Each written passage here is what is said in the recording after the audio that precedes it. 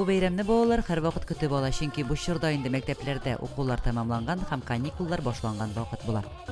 Безнең мәктәпләрдә мәктәп яны лагерьлары эшли башлады. Һәм инде шушы чара уңаеннан балаларыбызны, лагерьга йөрүче балаларыбызны бәйрәмгә алып килдек. Бәйрәм бик оешкан төстә бара. Балалар шаугын килеп уйныйлар, төрле чараларда катнашалар.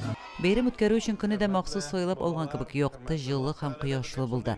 Ял зонасына җыелган балаларны бәйрәмләр район башлыгы Альберт Хуҗин тәбрик итеп, нәниләргә җылы теләкләрен җиткерде. Матур иттереп, бәла казасыз җәйге каникулларны үткәреп, инде менә көз көне мәктәпләргә, садикларга җыеп алырга. Шуңа күрә тагын бер тапкыр барыбызга искә төшерергә, что менә шундый матур сабыйларыбыз, шундый талантлы балаларыбыз, алар барыбер саклауга мохтаҗ. Җирлегебездә балалар тиешле белем һәм тәрбия алсын өчен сәламәт булсыннар һәм һәр яклап алга таба үссеннәр өчен бөтенесе тормышка ашырыла.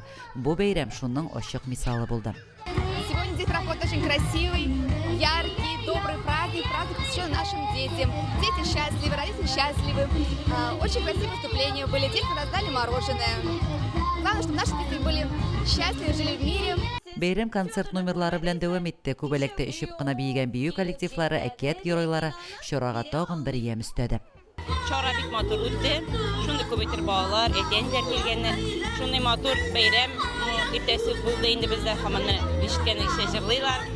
Күп мастер-класслар оештырылды, балалар рәсем ясыйлар, бисердан үрәләр.